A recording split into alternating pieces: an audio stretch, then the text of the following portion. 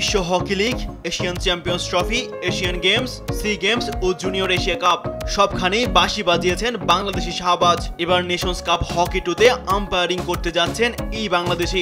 17 ফেব্রুয়ারি থেকে ওমানে শুরু হবে বৈশ্বিক এই আসরটি। সেখানে অংশ নেবে স্বাগতিক ওমান, চীন, অস্ট্রিয়া, পোল্যান্ড, যুক্তরাষ্ট্র, স্কটল্যান্ড ও মিশর। রাতে ওমানের উদ্দেশ্যে ঢাকা ছাড়বেন শাহবাজ। নেশনস কাপে ভালো করতে পারলে অন্যান্য টুর্নামেন্টে সুযোগ আসবে বলে বিশ্বাস এই রেফারির। ইনডোর বিশ্বকাপে আমি রিজার্ভ হিসাবে 17তম আম্পায়ার ছিলাম। আগের রিপোর্ট দেখে বিশ্ব হকি সংস্থা FIH আমাকে মনোনীত করেছে। এই টুর্নামেন্টে ভালো করতে পারলে তখন উন্নতি হবে। সেন্টার আম্পায়ার অথবা হাই পটেনশিয়াল আম্পায়ার হিসাবে তখন আরও উপরের বাঁশি বাজাতে পারবো। টুর্নামেন্টটিকে এলিট প্যানেলে প্রবেশের সুযোগ হিসেবেও দেখছেন বাংলাদেশি শাহবাজ আলী।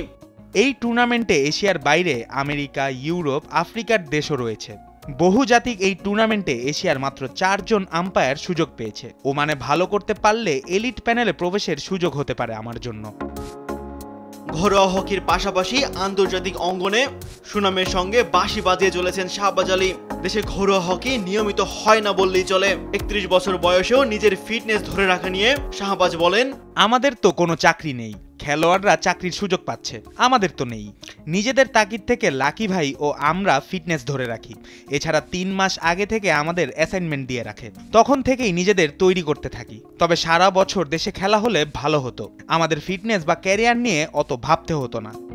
এদিকে 17 ফেব্রুয়ারি থেকে নেপালে শুরু হবে লেবানন, কিরগিজস্তান, নেপাল ও মিয়ানমারকে নিয়ে 4 জাতির নারী ফুটবল টুর্নামেন্ট। এই টুর্নামেন্টে বাংলাদেশ থেকে রেফারির আমন্ত্রণ জানানো হয়। AFCর এলিট প্যানেলে থাকা সালমা 4 জাতির টুর্নামেন্টে সহকারী রেফারির দায়িত্ব পালন করবেন। আগামী শনিবার নেপালের কাঠমান্ডু যাচ্ছেন এশিয়ার অন্যতম শীর্ষ সহকারী নারী এই রেফারি। তাজবি শরণ, স্পোর্টস ডেস্ক, দেশ টিভি।